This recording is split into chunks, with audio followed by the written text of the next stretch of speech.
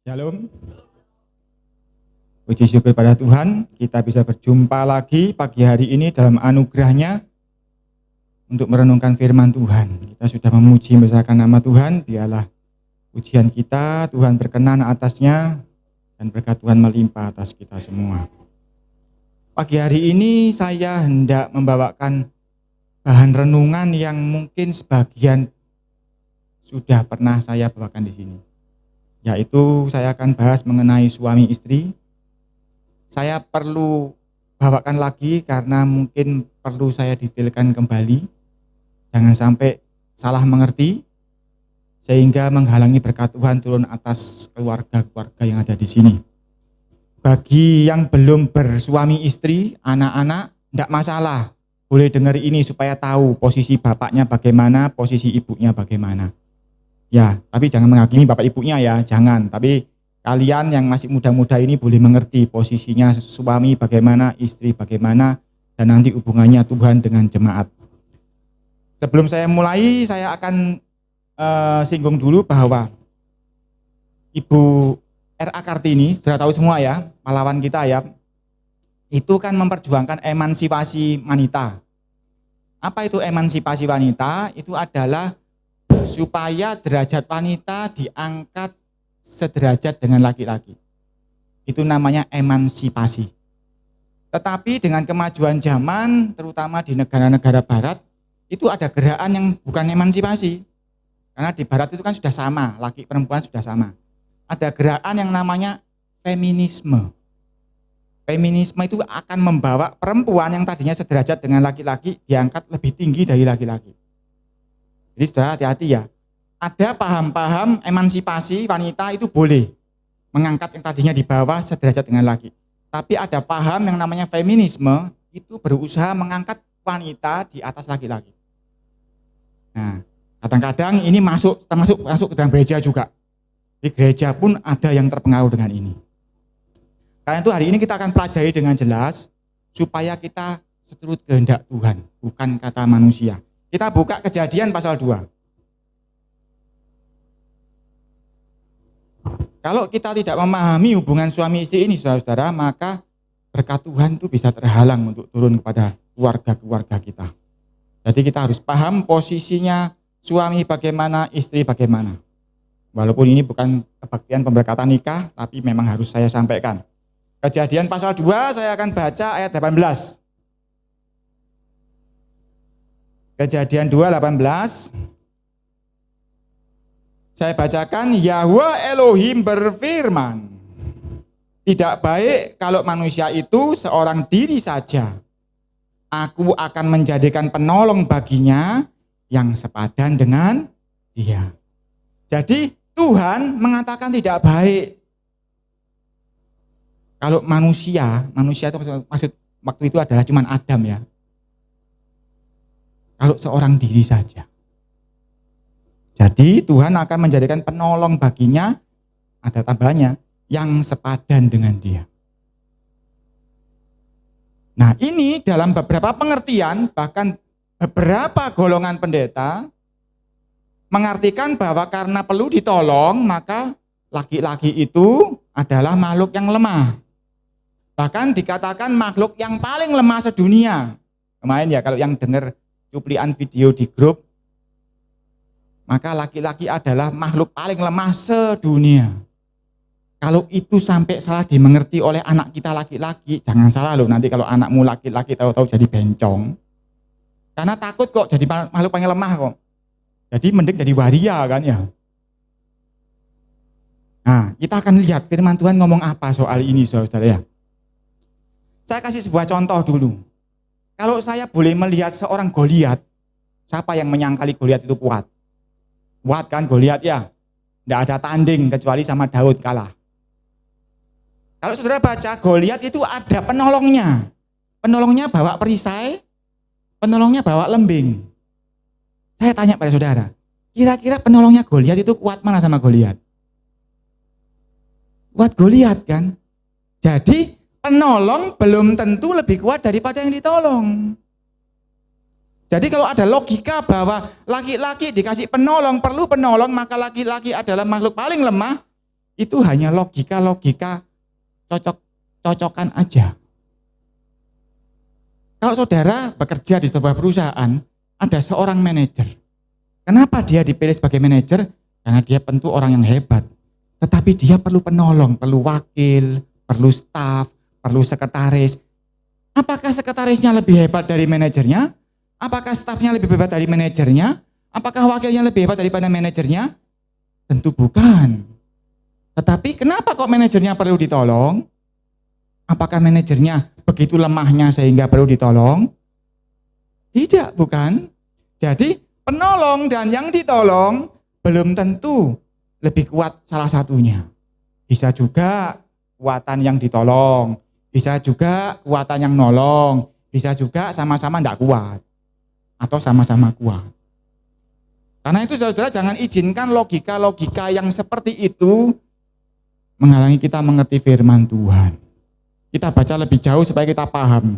Jadi setelah Tuhan ngomong, aku akan menjadikan penolong buat manusia ini, kita baca ayat berikutnya supaya kita nggak asal cuplik. Ayat 19. Lalu Yahweh Elohim membentuk dari tanah segala binatang hutan dan segala burung di udara. Hah? Ini firman Tuhan loh. Setelah dia ngomong, aku akan menjadikan penolong, apa yang dia bikin? Bikin raksasa yang kuat? Enggak. Dia membentuk dari tanah segala binatang hutan dan segala burung di udara. Yuk yang laki-laki, sama burung dara, kamu dibilang kekuatan burung dara, terima apa enggak? Penolong loh ini burung dara ini. Kancil, singa, mungkin singa lebih kuat ya. Gajah mungkin lebih kuat ya. Itu kan ototnya. Buktinya kalau di kebun binatang, yang di kerangkeng manusia atau gajah? Atau singa? Tuhan ngomong di pasal 1, manusia menguasai seluruh bumi ini. Termasuk gajah, singa, harimau. Artinya kuat mana manusia itu dengan harimau? Tetap kuat manusia. Walaupun mungkin ototnya kalah kuat, otaknya menang.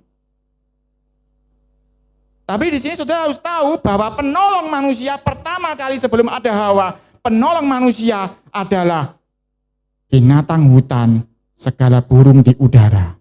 Lanjut, dibawanyalah semuanya kepada manusia itu untuk melihat bagaimana ia menamainya. Dan seperti nama yang diberikan manusia itu kepada tiap-tiap makhluk yang hidup, demikianlah nanti nama makhluk itu.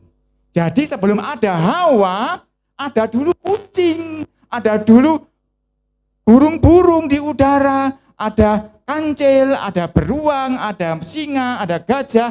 Itulah penolongnya Adam. Jadi sebelum ada Hawa, penolongnya Adam adalah para hewan ini. Bayangkan kalau saudara jejer sama kucing, gak usah banyak orang gede kayak Pak Jono. Al yang masih kecil sama kucing, Al kamu kalah sama kucing, tersinggung enggak? Gak mau kan? Kucing di aku, kekuatan aku, Om. Tetapi pada saat itu, sebelum ada Hawa, itu penolongnya Adam. Jadi jangan salah mengerti dengan perkataan ayat 19 tadi bahwa Adam perlu penolong, tidak baik seorang diri. Kalau seorang diri, apa yang terjadi? Adam akan ngelamun. Iya kan, betul kan?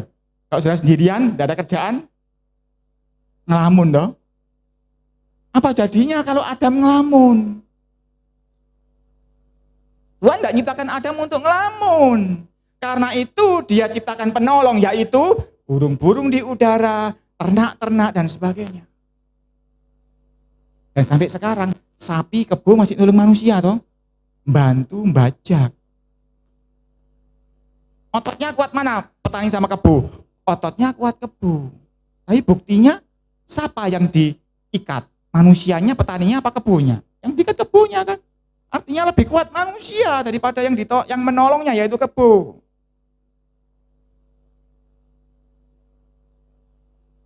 Jadi saudara harus tahu ceritanya ini. Penolong Adam sebelum ada Hawa adalah para hewan ini.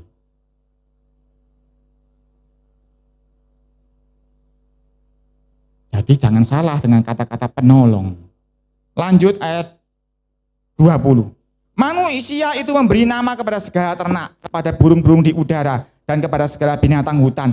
Tetapi perhatikan, baginya sendiri ia tidak menjumpai penolong yang sepadan. Kerbau bisa nolong dia, bisa, tapi tidak sepadan. Padahal Tuhan tadi ngomong ya 19, Tuhan membentuk dari tanah.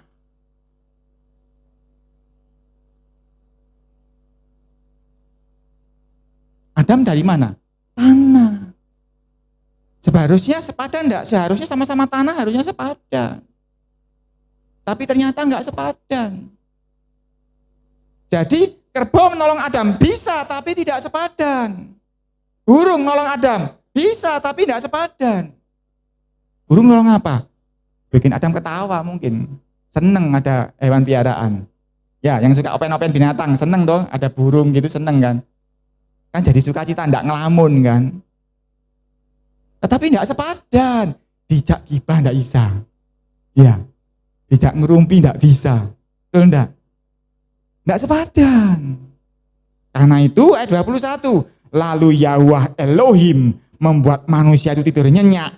Ketika ia tidur, Yahweh Elohim mengambil salah satu rusuk daripadanya. Lalu menutup tempat itu dengan daging.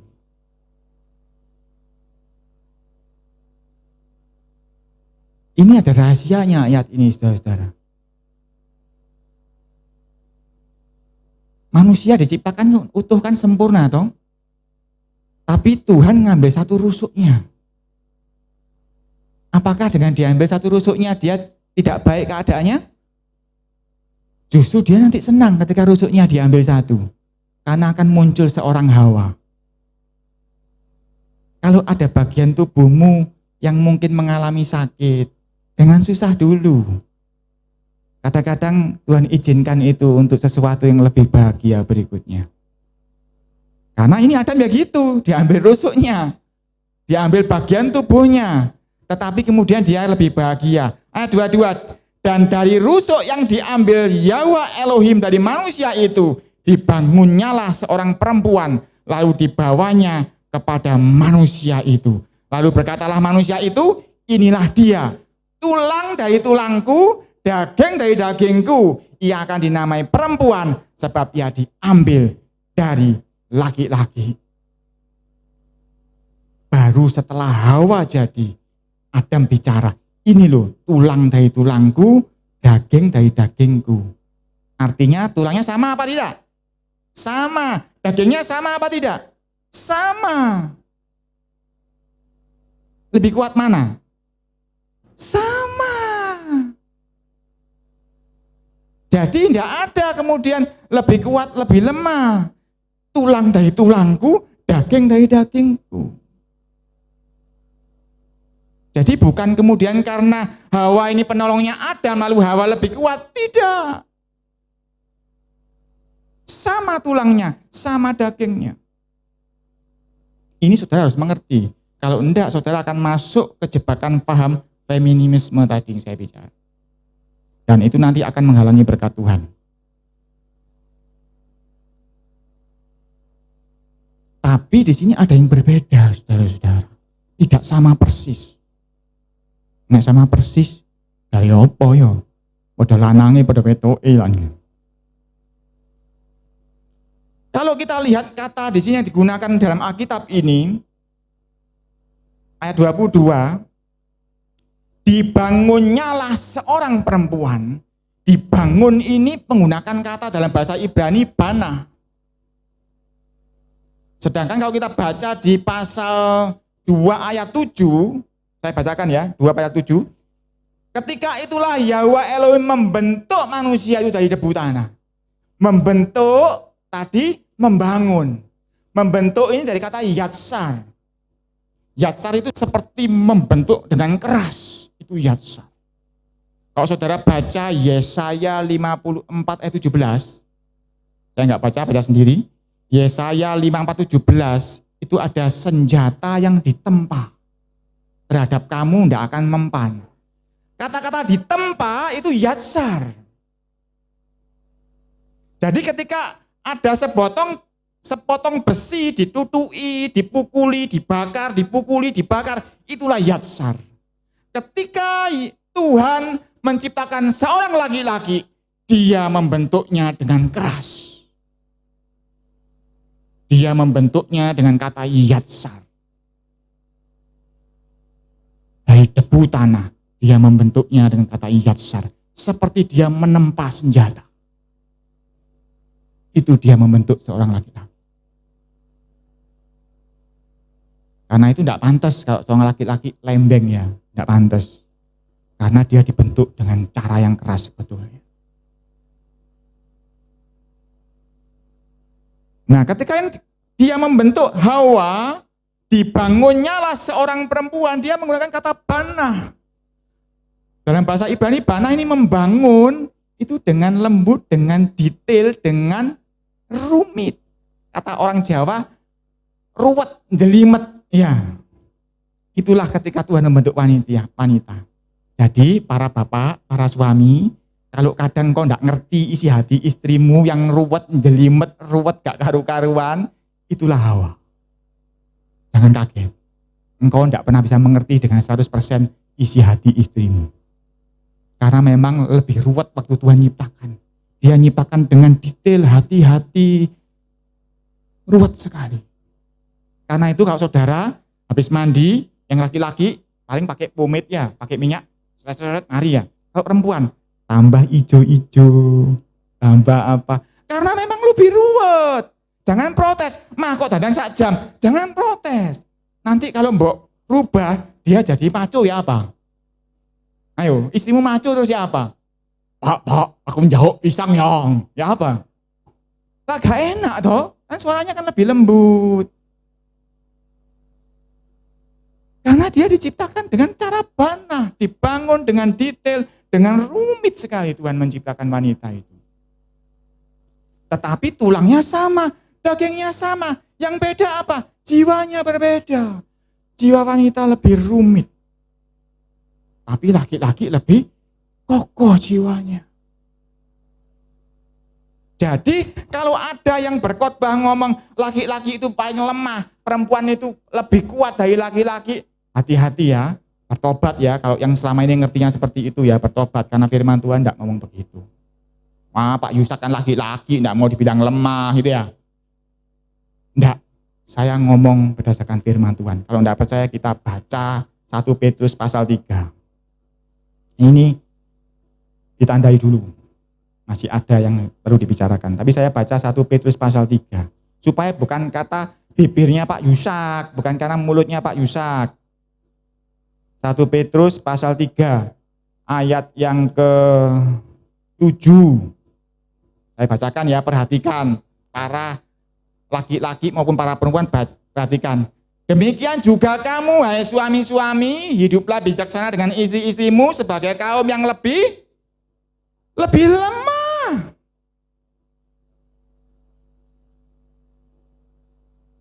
Siapa yang bilang wanita lebih kuat dari laki-laki? Dia lupa ayat ini. Lupa ayat ini. Bahwa istri sebagai kaum yang lebih lemah. Loh, katanya tulangnya sama, dagingnya sama, Pak. Sama. Tetapi istri itu diciptakan lebih rumit, lebih detail, lebih rapuh. Beda dengan laki-laki yang ditempa seperti menempa besi itu. Dia lebih kuat secara jiwanya. Tetapi dagingnya sama, tulangnya sama, kekuatannya sama. Kira-kira sepadan. Karena kalau nggak sepadan, Adam tidak akan ngomong, wah inilah penolongku yang sepadan. Tidak akan ngomong begitu. Sepadan.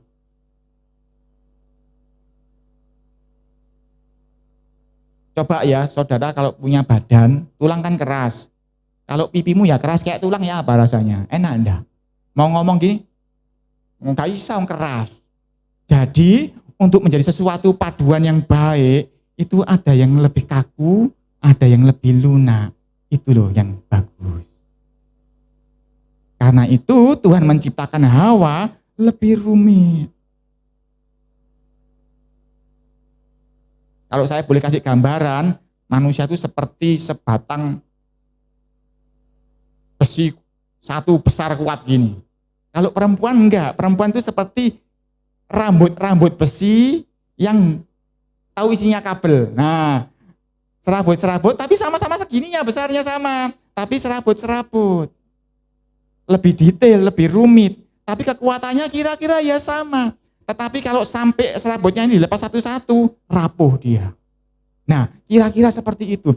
Ketika dikatakan bahwa dia sebagai kaum yang lebih lemah, kira-kira seperti itu. Dia lebih sensitif, lebih rapuh, lebih gampang tersinggung mungkin. Tapi kekuatannya, kemampuannya sepadan.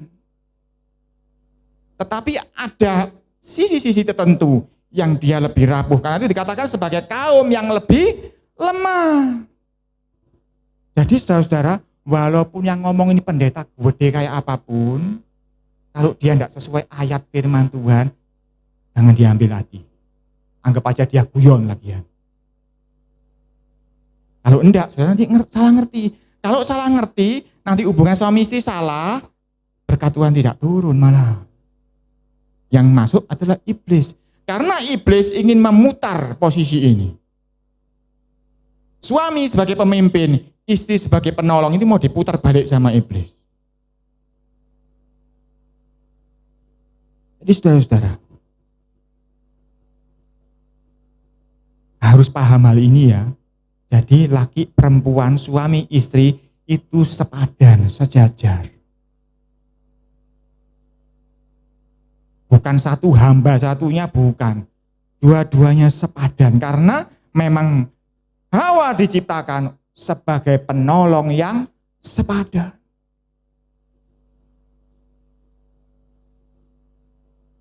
Saya kembali ke Kejadian pasal 2 tadi.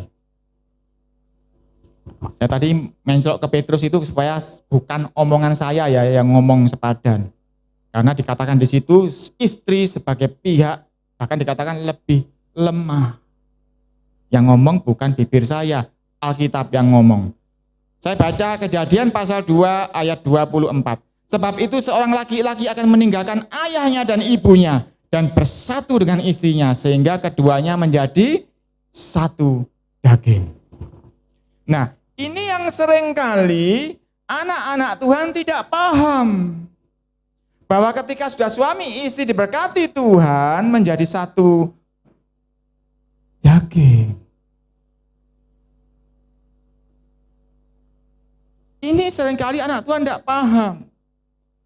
Kalau satu daging, kira-kira bisa dipisahkan enggak? Enggak bisa harusnya, sudah jadi satu. Enggak boleh cerai. Karena sudah menjadi satu. Begitu pula ketika menjadi satu, maka orang tua si istri, bagi suami kan mertua kalau secara dunia. Secara Alkitab, ya orang tuamu. Begitu pula istri ketika memandang orang tuanya suami, bagi dunia kan mertua, bagi anak Tuhan orang tuamu. Orang tuamu jadi 4, 2 bapak, 2 ibu. Jadi engkau harus menghormati mertuamu sama seperti engkau menghormati orang tuamu. Perkataan mertua, perkataan ipar itu sebetulnya kan tradisi. Tapi di hadapan Tuhan, 2 sudah menjadi 1. Terus ini kalau ngomong soal ipar ini ya, ngomong soal ipar. Kalau orang Jawa bilang peripean. Adikmu loh mokong, nyusah noy. Kalau saya jadi satunya, adikku ya adikmu. Ya toh, 2 menjadi 1 kok. Nggak ada lagi itu adikmu, itu adikmu, itu kakakmu, nggak ada. Kakaknya dia ya kakakku, adiknya dia ya adikku, karena 2 menjadi 1. Ini yang seringkali anak-anak Tuhan tidak paham. Sehingga rumah tangganya akan digerogoti oleh iblis. Karena iblis melihat celah. Tuhan memberkati suami istri, 2 menjadi 1. Ketika berkat Tuhan atas 2 orang menjadi 1 ini akan turun, Tuhan Dia belum dua menjadi satu loh. Ini loh sik ngomong itu ade-ede. Ini loh sik ngomong itu ade-ede nyusahno dan sebagainya. Enggak. Itu celah buat iblis menghalangi berkat-berkatmu. Sak nakal-nakali keluarganya suamimu, ya itu keluargamu sudah. Sak nakal-nakali keluarganya istrimu, itu sudah menjadi keluargamu. Tidak ada kata-kata adikmu, ibumu, bapakmu, tidak ada. Itu ya ibumu, ya ibuku. Adikmu, ya adikku. Seperti itu, saudara-saudara. Loh, kan ada. Di Jawa ya ada, di Cina ada, di Batak ya ada. Susunan manggilnya begini ya gak apa-apa lah. Cuma suruh manggil om, suruh manggil apa, terserah lah. Tetapi sebetulnya, ya itu keluarganya istrimu ya keluargamu. Keluarganya suamimu ya keluargamu. Karena dua sudah menjadi satu. Kalau engkau berusaha memisahkannya, engkau sedang memisahkan dirimu dengan suamimu atau istrimu. Di situ iblis akan mengambil celah.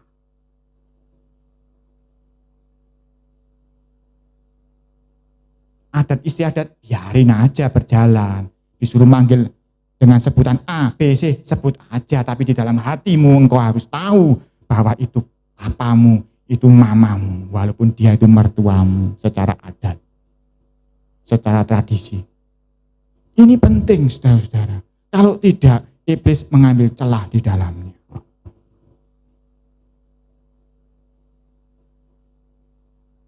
Dua sudah menjadi satu. Yang sepadan sudah menjadi satu. Lalu kuat yang mana? Berdasarkan 1 Petrus tadi, dikatakan istri pihak yang paling lemah. Tetapi seperti saya gambarkan tadi, sama, tulangnya sama, dagingnya sama, hanya beda bentuknya mungkin. Satunya besi wutuh kuat, satunya mungkin serabut seperti kabel, tapi sama-sama kuatnya. Saudara lihat kabel listrik itu, kenapa kok dibikin serabut? Kenapa kok gak dibikin ngejejer aja? Karena kalau ngejejer dia gampang patah. Justru kuatan kalau serabut. Jadi kuat mana batang sama serabut? Lihat-lihat kegunaannya. Sama-sama kuat. Kabel listrik harus yang serabut supaya dia lebih kuat, ditekuk, kena angin, meliut-meliut, dia lebih kuat. Kuat mana laki-laki dan perempuan? Yang tahu jawabannya Tuhan Yesus ternyata. Kita buka Matius pasal 26. Supaya kita tahu, supaya jelas kuat mana ya. Matius 26, Tuhan Yesus ternyata tahu jawabannya. Ini bukan kata saya loh ya, ini Tuhan Yesus yang ngomong. Matius 26 ayat 41. Saya bacakan. Berjaga-jagalah dan berdoalah supaya kamu jangan jatuh ke dalam pencobaan. Roh memang menurut tetapi daging lemah. Yang lemah ternyata bukan laki atau perempuan. Yang lemah itu daging. Jadi siapapun, mau laki-laki atau perempuan yang hidupnya dikuasai oleh keinginan daging, dia menjadi yang lemah. Dikatakan roh penurut. Siapapun yang hidupnya mau dipimpin oleh roh, dia akan menjadi yang lebih kuat.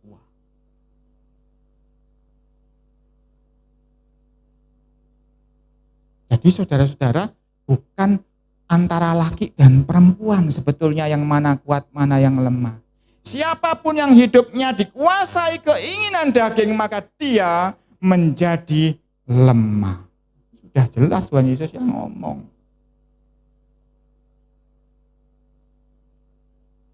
Jadi, baik engkau suami, baik engkau perempuan, istri, hendaklah masing-masing berusaha menguasai dirinya, supaya bukan keinginan daging.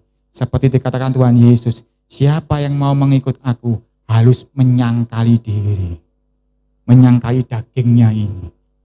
Memikul salibnya tiap hari dan mengikut Yesus. Saudara akan menjadi suami yang kuat maupun istri yang kuat.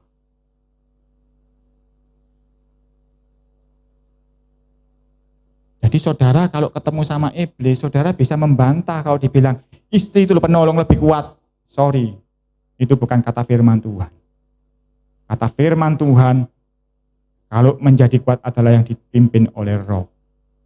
Dan dikatakan, takutlah akan Tuhan dan usirlah iblis, maka dia akan lari padamu. Lalu kau akan ngomong, karena aku takut akan Tuhan, hai iblis, pergi dari hadapanku.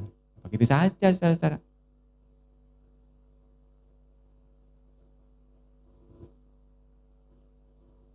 Jadi jangan sampai pengertian Anda salah, saudara akan kehilangan berkat Tuhan.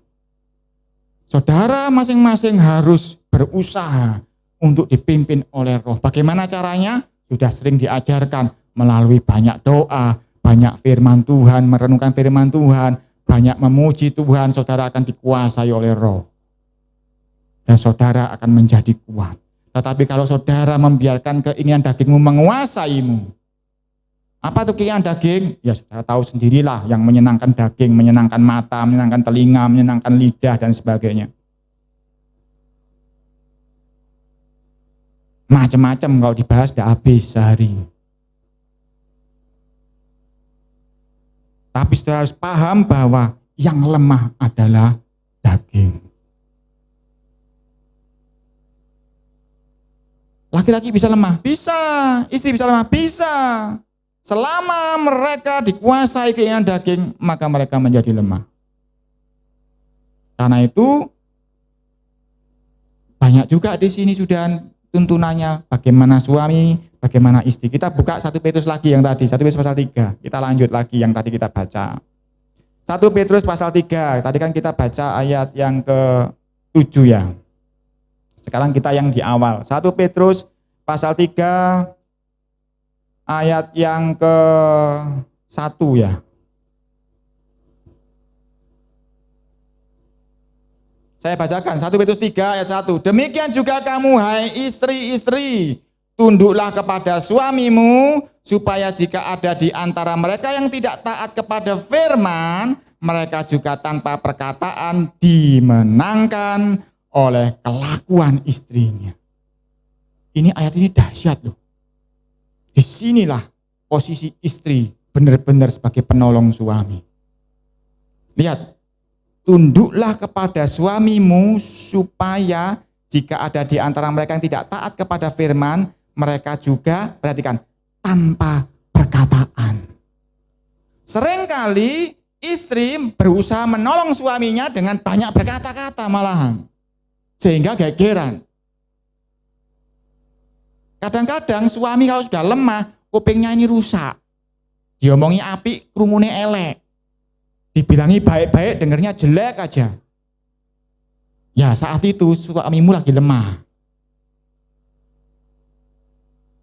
Dan kalau engkau istrinya, engkau saat itu lebih kuat, saat itu ya, lebih kuat, engkau harus belajar untuk menolong suamimu. Dengan cara tunduk. Angel ya. Angel. Jadi menolong suami itu bukan kemudian bohong meli, itu tidak akan menolong. Suaminya malah berudek nanti. Betul enggak? Suami ada enggak yang pernah diomeli bojone malah ya. Malah enggak menolong, enggak, sungguhan. Saya belajar dulu dari mami saya, ngajari para ibu-ibu ini. Kalau suaminya enggak benar disuruh berdoa. Masih ingat ya ibu-ibu yang pernah diajari mami ya? Disuruh berdoa. Disuruh melayani suaminya. Suaminya jahat, suruh melayani. Ingat enggak seperti itu mami dulu ngajari? Karena itu loh cara menolong suami. Tunduk sedemikian rupa. Saya tulis di grup WA, tunduk dengan hikmat Tuhan. Karena jangan sampai suamimu ngomong gini, kamu jangan nyembah Tuhan, nyembah berhala, jangan buat tundukin itu. Tetapi hal-hal yang tidak melanggar firman Tuhan, tunduk. Nanti engkau tanpa perkataan akan memenangkan suamimu. Tanpa perkataan engkau akan menolong suamimu bangkit menjadi kuat lagi. Menjadi kuat itu berarti di dalam roh.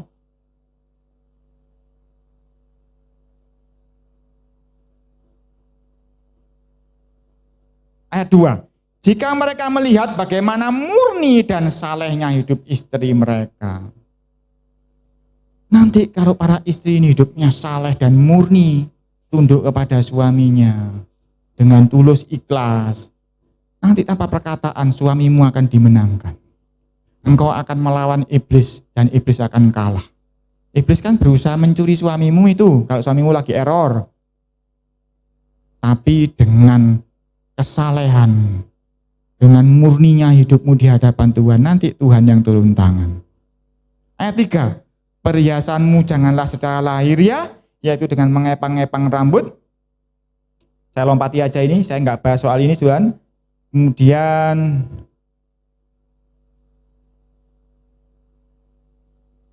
ya, ayat 7 yang kita baca tadi. Demikian juga kamu hai suami-suami, hiduplah bijaksana dengan istrimu. Bijaksana lu ya. Jadi kalau istrimu sudah tunduk kepadamu, engkau harus bijaksana. Engkau tidak boleh semena-mena. Bahkan dikatakan di sini, bijaksana dengan istrimu sebagai kaum yang lebih lemah, hormatilah mereka sebagai teman pewaris dari kasih karunia. Jadi kalau istrimu sudah tunduk kepadamu seperti firman Tuhan ini dengan kesalehannya, jangan kamu injek. Firman ngomong apa? Hormatilah dia. Jadi para istri, kalau nanti suamimu sudah dimenangkan Tuhan, jangan khawatir engkau tunduk, tidak akan diinjek. Karena suamimu akan menghormati engkau. Bagaimana kalau engkau menghormati? Mau makan? Monggo, ya itu orang Jawa ya. Mau kemana-mana? Monggo, rumiyin, ya silakan duluan. Suami-suami yang takut akan Tuhan akan menghormati istrinya. Menghormati mereka sebagai teman pewaris dari kasih karunia. Lah ini loh yang setan tidak mau, saudara-saudara. Ketika dua menjadi satu rukun, berkat Tuhan dari Gunung Hermon itu turun ke Bukit Sion, mengalir ke suami istri ini. Setan tidak mau. Jadi dibolak-balik, dibikin gegeran. Tetapi kalau istri sudah tunduk kepada suami, suaminya menghormati istrinya sebagai teman pewaris kasih karunia, maka kasih karunia Tuhan akan turun atas keluarga-keluarga anak-anak Tuhan ini. Dikatakan di sini yaitu kehidupan supaya doamu jangan terhalang. Jadi para suami, ini khusus para suami saya sebutkan. Kalau doamu masih terhalang, mungkin engkau kurang menghormati istrimu. Saya ngomong mungkin ya, karena bisa macam-macam penyebabnya. Salah satunya mungkin engkau kurang menghormati istrimu.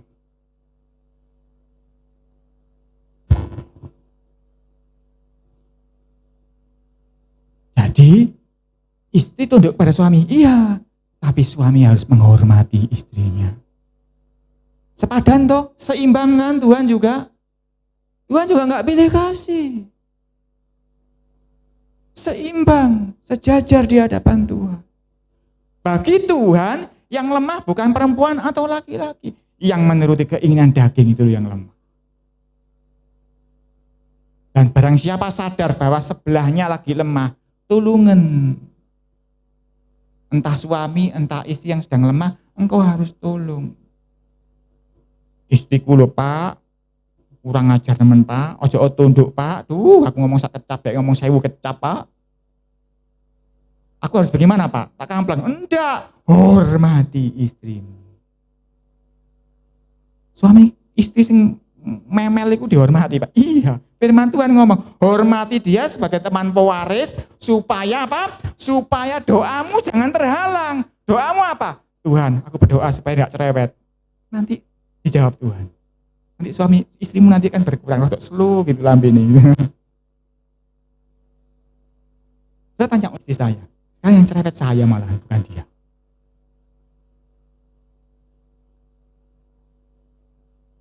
Engkau kan juga bawa doa atau istrimu toh. Tuhan, istriku loh gini Tuhan. Istriku loh gini Tuhan.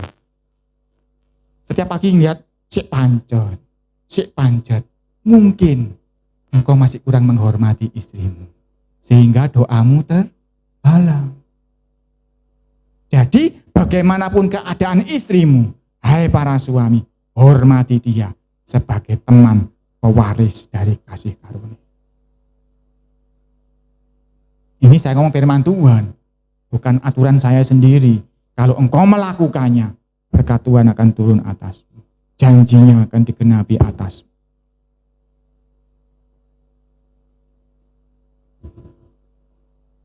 Menghormati itu bagaimana? Ya, ini panjang ya dijelaskan. Saudara pasti tahu lah, nanti tanya sama Tuhan, tanya sama temanmu aja tahu kok menghormati itu bagaimana. Kalau saudara hormat sama atasan lagi ngomong, mbok salah apa enggak? Enggak toh? Nek istrimu ngomel, nek mbok salah, tambah dowo. Jadi hormati dia lagi ngomong, hormati. Biarkan dia ngomong sampai timbangane dhek ngomong kambek tonggone. Betul enggak? Lebih baik ngomeli saudara timbangane dhek ning tonggone ngomong-ngomong banyak. Iya nek tonggone wedok, nek tonggo lanang. Lebih berat toh? Jadi kalau istrimu ngomel dengerno sambil bahasa roh, kalau bisa bahasa roh ya. Tetapi hormati dia. Dia juga ingin mencurahkan isi hatinya. Para suami, seringkali tidak tahu rahasia ini. Ketika engkau mulai menghormati istrimu, doamu tidak terhalang. Termasuk doamu untuk istrimu tidak akan terhalang. Rahasia. Karena itu kalau saudara nanti lihat di Facebook, kasih judul rahasia suami istri. Istri ya gitu. Kalau engkau suamimu dimenangkan, tunduk, hidup sesaleh mungkin, semurni mungkin engkau tunduk kepada suamimu. Kita lanjut lagi ayat pembanding lainnya. Kolose 3.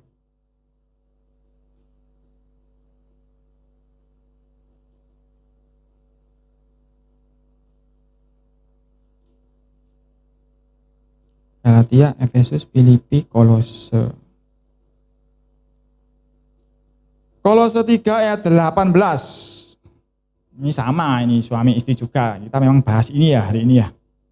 Kolose 3, 18. Hai istri-istri, tunduklah kepada suamimu sebagaimana seharusnya di dalam Tuhan.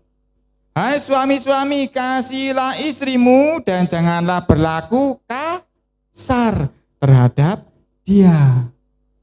Ingat ya, Tuhan ketika menciptakan wanita itu dengan kata bana, menciptakan dengan detail, diukir tipis-tipis garisnya. Kalau engkau kasar, rompal kabehku. Yang rugi Anda sendiri. Suami-suami, apapun yang terjadi, sak ngomel-ngomel istrimu pagi sampai sore, yang kata-kata papi saya ngomong seperti tawon dengung ya. Jangan tetap berlaku kasar kepada dia. Sebab engkau akan merusak ciptaan Tuhan yang spesial itu. Diciptakan rumit, detail, itu rusak kalau saudara kasar. Kalau laki-laki dikasari mah enggak apa-apa sebetulnya. Karena dibuat dengan cara ditempa. Seperti dia menempa senjata. Makanya laki ketemu laki gegeran teman-teman karena podo kasar ya aslinya. Podo kakunya.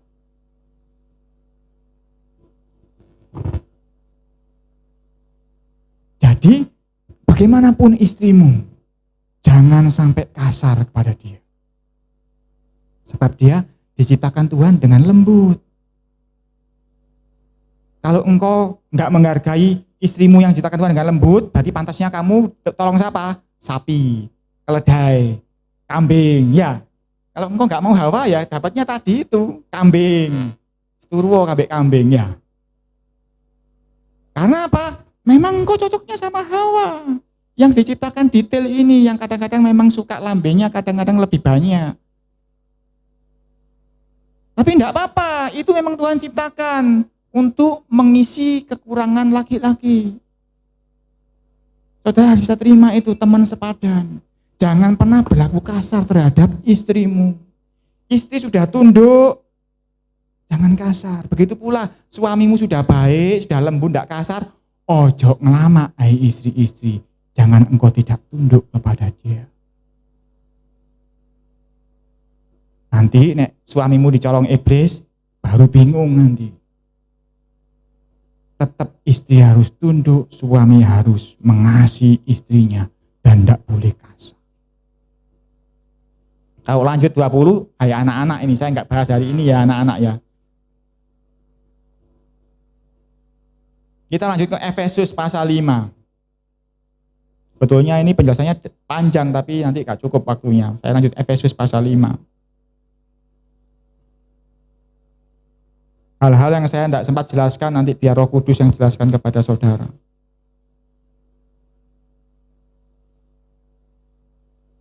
Efesus pasal 5 ayat 22.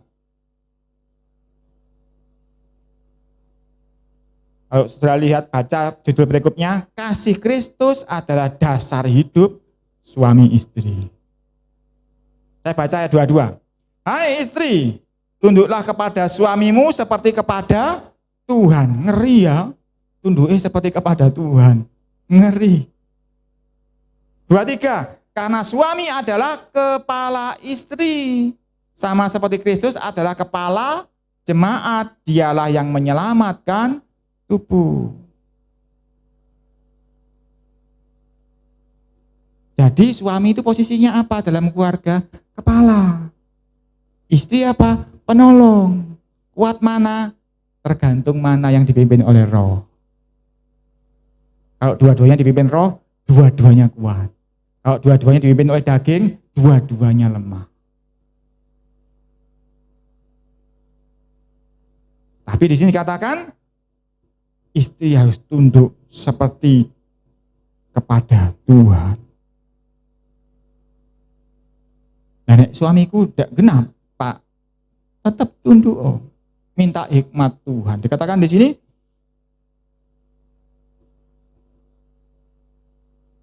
suami adalah kepala istri. Tetap dia itu kepalamu, pimpinanmu.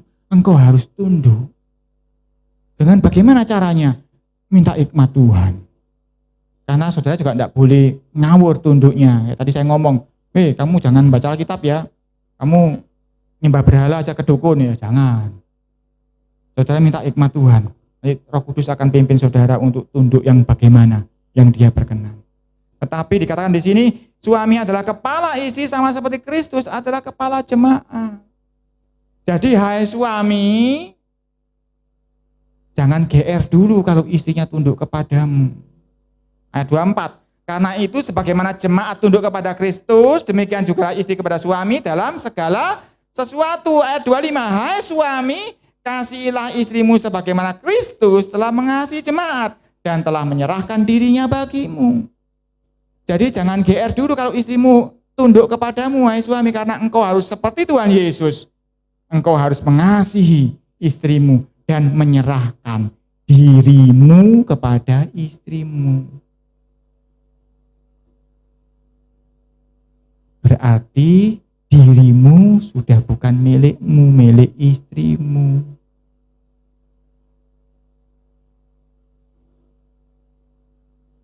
Jadi kalau sudah istri tunduk, jangan semena-mena karena engkau ini menyerahkan dirimu kepada dia. Wajar Pak, jenenge duwe moto wong lanang delok wong ayu yo jelalatan titik gak apa-apa. Itu matanya milik istrimu sudah. Kalau istrimu tidak suka, jangan lakukan. Kalau mbok lakukan, berkat Tuhan tertahan karena itu. Karena Yesus menyerahkan dirinya untuk jemaat. Sampai mati di kayu salib. Ini sudah pernah saya bahas dulu ya, ayat 26. Menyerahkan dirinya baginya untuk menguduskannya sesudah ia menyucikannya dengan memandikannya dengan air dan firman. 27, supaya dengan demikian ia menempatkan jemaat di hadapan dirinya dengan cemerlang tanpa cacat atau kerut atau yang serupa itu, tetapi supaya jemaat kudus dan tidak bercela. Jadi suami yang baik, walaupun istrinya bejat ya, saya ngomong rusak, tetap di hadapan suaminya istrinya itu baik, tidak bercela. Jadi nek sebelahmu nyenggol ada cewek lain, Mas, mbek aku wae, istrimu loh kayak ngono. Engkau boleh jawab, istriku apa? Oh, istriku sempurna. Jawaban gitu. Karena engkau harus seperti Tuhan Yesus, menempatkan jemaat di hadapan dirinya dengan cemerlang tanpa cacat atau kerut atau yang serupa itu, tetapi supaya jemaat kudus tidak bercela. Walaupun istrimu mungkin banyak kekurangannya, tapi kalau ada orang ngomong, manas-manasi telingamu, ngomong, oh istriku sempurna. Sehingga engkau tidak membuka celah untuk engkau tergoda dengan wanita yang lain. Engkau harus seperti Yesus. Wakeh salah itu berarti tugasku untuk mati di kayu salib. Yesus kan seperti itu kan? Kekurangan istrimu adalah tanggung jawabmu, hai para suami. Bagaimana Pak? Aku mana bisa merubah istriku? Keras kepala istriku. Ada satu caranya, tak tunjukin. Tadi ayat yang sebelumnya. Engkau bisa berdoa untuk istrimu supaya diubahkan Tuhan.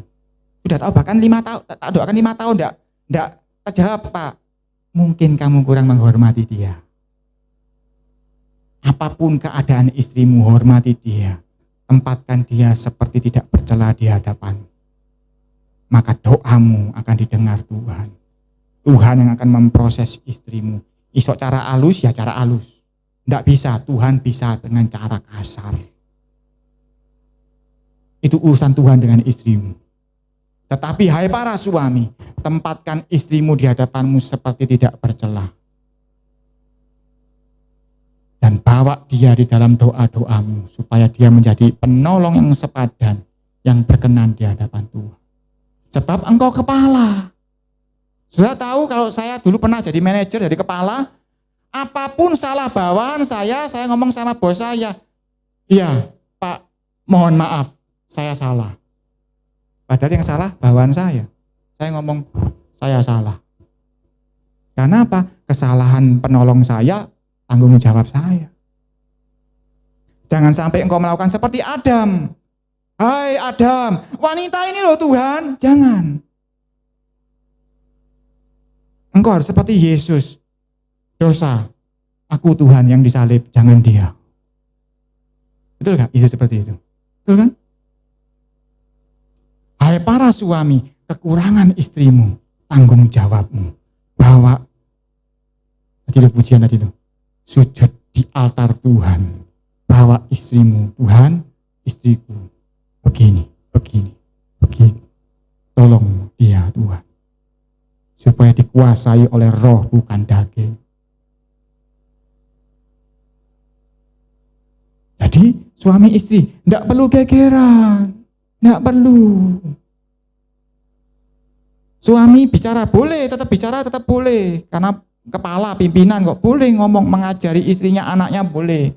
Tetapi jangan sampai gegeran. Kalau diomongi mendal, bawa di dalam doa. Mau sujud di altar Tuhan. Dan tetap hormati istrimu sebagai teman pewaris. Maka nanti Tuhan yang bekerja. Jangan khawatir. Nanti Tuhan bekerja. Cara halus tidak bisa, cara kasar. Begitu pula istri dengan suami. Jangan khawatir, suamimu doa berkah padahal sudah ditundui, sudah dialusi. Nanti Tuhan yang proses dia. Cara halus tidak bisa, cara kasar Tuhan bisa. Tapi jangan sampai engkau berkelahi, bertengkar, bertikai karena itu membuat berkat Tuhan tidak jadi turun atas keluargamu.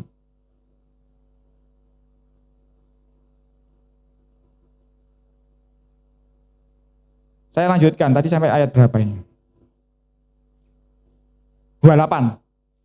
Demikian juga suami harus mengasihi istrinya sama seperti tubuhnya sendiri. Siapa yang mengasihi istrinya, mengasihi dirinya sendiri. Sebab tidak pernah orang membenci tubuhnya sendiri. Tidak pernah membenci tubuhnya sendiri. Jadi kalau ada suami yang pernah benci istrinya, bertobat ya. Tetapi mengasuhnya dan merawatinya sama seperti Kristus terhadap jemaat.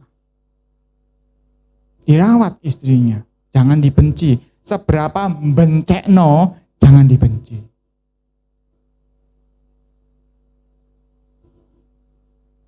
Karena tidak pernah seorang membenci tubuhnya sendiri. Ketika engkau membenci istrimu, engkau sedang memecah dua menjadi satu, itu menjadi pecah lagi.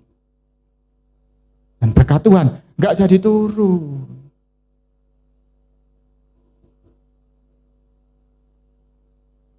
Ayat 30, karena kita adalah anggota tubuhnya, anggota tubuh Kristus. Ini ngomong soal jemaat.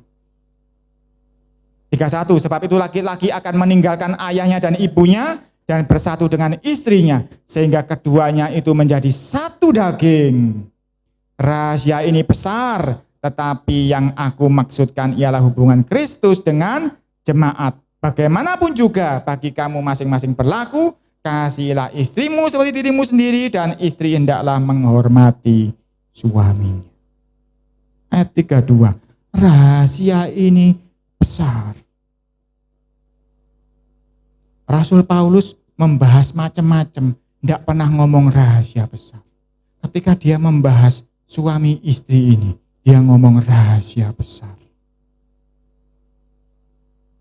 Kalau saudara tahu perkataan Rasul Paulus ngomong gini, berarti ada suatu rahasia besar di sini.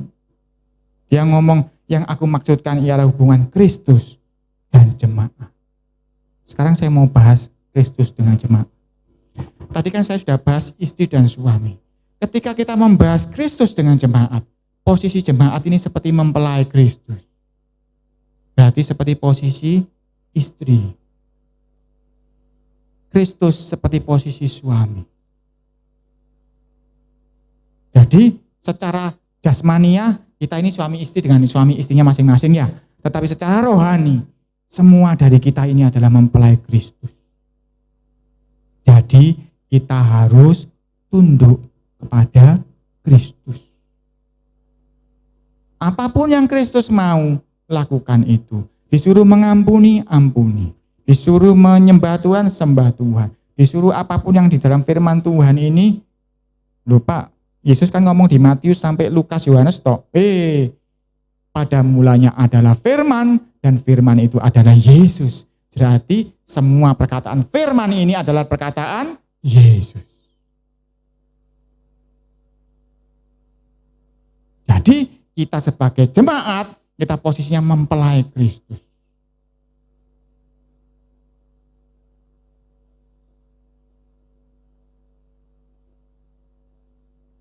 Dan yang luar biasa, Rasul Paulus ngomong, rahasia ini besar. Saudara lihat tadi dikatakan, apapun posisi jemaat, apapun posisi istri, Yesus sebagai mempelai kita itu menempatkan kita di posisi tidak bercela.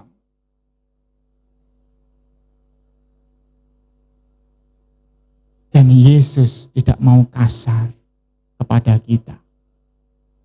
Dan yang ajaib lagi, Dia menghormati kita. Kita harus tahu loh ini. Yesus menghormati kita, karena tadi suami menghormati istrinya juga kan. Jadi kalau engkau ndablek, melanggar firman Tuhan, terus engkau enggak disambar geledek, jangan besar kepala. Yesus menghormati kita, Dia enggak mau kasar dengan kita. Tapi kalau engkau terus-terusan begitu, nanti di akhir zaman dia ngomong, dia bukan mempelaiku. Aku tidak kenal dia enggak sepadan dengan aku. Rahasia ini besar, saudara. Pak, aku harus main drum. Aku harus di sini, aku harus ngepel Posisi kita istri. Siapa kita? Penolong. Kita harus tolong Tuhan. Kalau kita tolong Tuhan, apakah Tuhan lebih lemah dari kita? Enggak kan? Tetapi kita harus tolong Dia. Di bumi ini kita harus lakukan pekerjaan-pekerjaan yang Dia mau. Lakukan yang menyenangkan hatinya untuk menolong Dia. Bukan berarti dia nggak mampu loh, bukan berarti dia nggak kuat loh. Tapi tugas kita sebagai mempelai wanita untuk menolong Dia. Lakukan pekerjaan-pekerjaan yang Tuhan Yesus mau engkau lakukan. Karena nanti Dia akan menempatkan engkau sebagai mempelai yang tidak bercela. Dan rahasia ini besar. Seperti yang pernah disampaikan oleh penginjil Reinhard Bonnke. Ketika suami istri dinikahkan, pendetanya ngomong kan, engkau siap, setia dalam situasi susah, duka, sakit, sehat. Engkau tetap tidak meninggalkan suamimu, istrimu. Begitu kan? Begitu pula Yesus menjadi mempelai kita. Engkau sedang sakit, engkau sedang susah, engkau sedang tidak baik keadaannya. Engkau harus tahu, Dia tidak pernah meninggalkan engkau. Kalau ada iblis bisi telingamu, engkau enggak ditolong Tuhan, engkau enggak diperhatikan, engkau ditinggal Tuhan, jangan percaya. Engkau berkata, aku mempelai Kristus. Dalam keadaan suka duka, dalam keadaan sehat sakit, dalam keadaan kelimpahan kekurangan, Dia tidak pernah meninggalkan aku.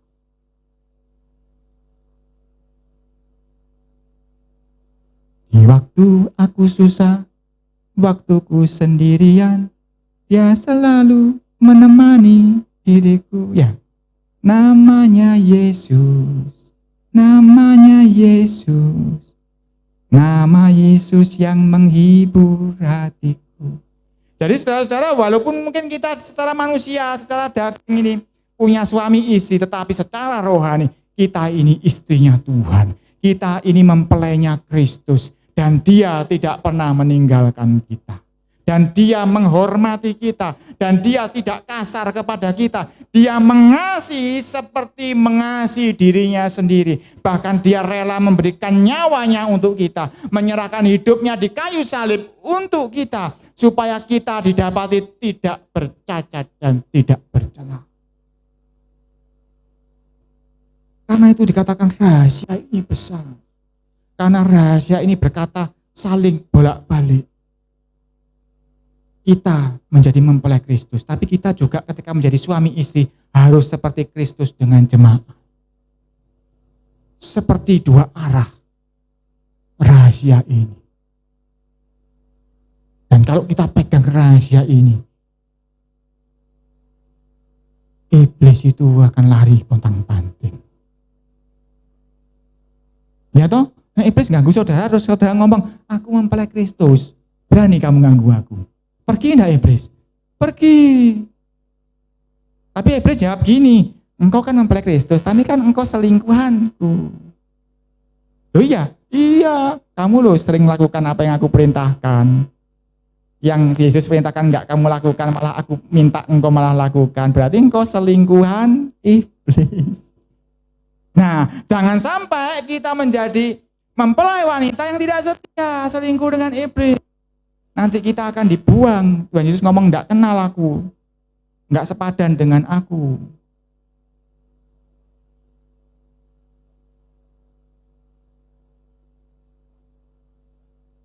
Dan kasih Tuhan. Tuhan itu begitu baik. Luar biasa baik. Luar biasa. Saudara masih ingat kisahnya Simpson. Simpson itu loh, sudah salah.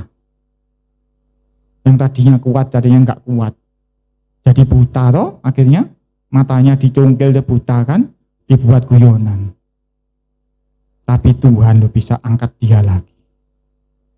Bahkan seorang Simpson yang buta, dia memakan korban lebih dahsyat daripada sebelum dia buta. Sekali dia merobohkan stadion itu, yang mati jumlahnya lebih banyak daripada yang dia bunuh pada saat dia belum buta. Tuhan bisa memulihkan mempelai wanitanya. Siapapun, Simpson, Daud, siapapun dipulihkan sama Tuhan. Begitu pula saudara dan saya adalah mempelainya Kristus. kalau kita tetap setia dengan Dia, kalau kita tunduk kepada Dia, Dia akan menempatkan kita di posisi yang tidak bercacat dan tidak bercela.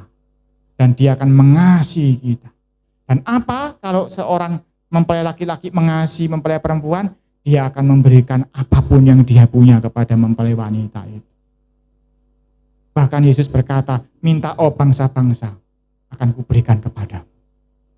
Ya, benar nggak ada ayat seperti itu?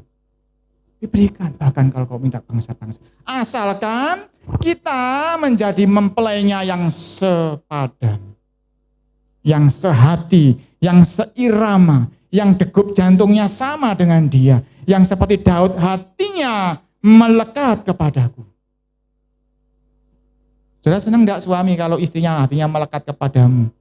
Makan rawon, senengane bojoku. Makan sate, senengane bojoku, eling terus. Senang kan kalau hatinya melekat? Yesus ya senang kalau hatimu melekat kepada Dia. Dan kalau engkau lakukan bagianmu menjadi mempelai wanita secara rohani kepada Kristus, maka Kristus juga akan melakukan bagiannya sebagai mempelai pria kepadamu. Dia akan menanggung engkau. Dia tidak akan pernah meninggalkan engkau. Dia akan ada di waktu susah maupun di waktu senang. Mari semua yang mendengar firman Tuhan, tunduk dalam kepala. Tundukkan kepala, kita berdoa.